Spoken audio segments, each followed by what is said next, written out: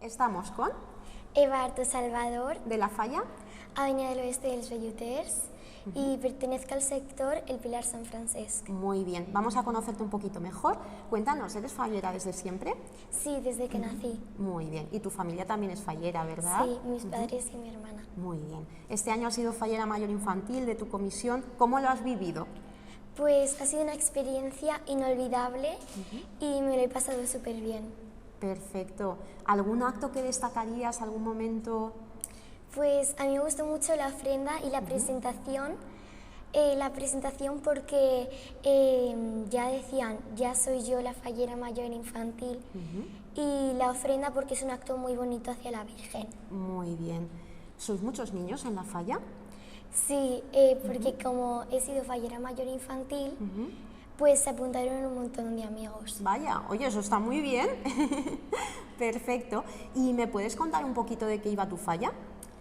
Pues mi falla iba de jugar con la palabra cara. Ajá. Por ejemplo, estaba la cara Antonia, el cara cool, el cara ou, y era muy bonita. Muy bien. ¿Te llevas algún ninot? Sí, me llevé la carabela. Muy bien. Es gracioso, han jugado ahí con las palabras, ¿verdad? Sí. Seguro que sería preciosa. ¿Y qué le dirías a un niño que no sabe nada de fallas? Pues le diría que las fallas son muchas emociones, ilusión, alegría, que haces muchos amigos en tu falla, que se juntan varios ninots y se forman una falla, y el día 19 se queman todas, y también en la ofrenda le das tu ramo a la Virgen, puedes tirar petardos y es muy bonito. Muy bien. ¿En tu tiempo libre qué te gusta hacer?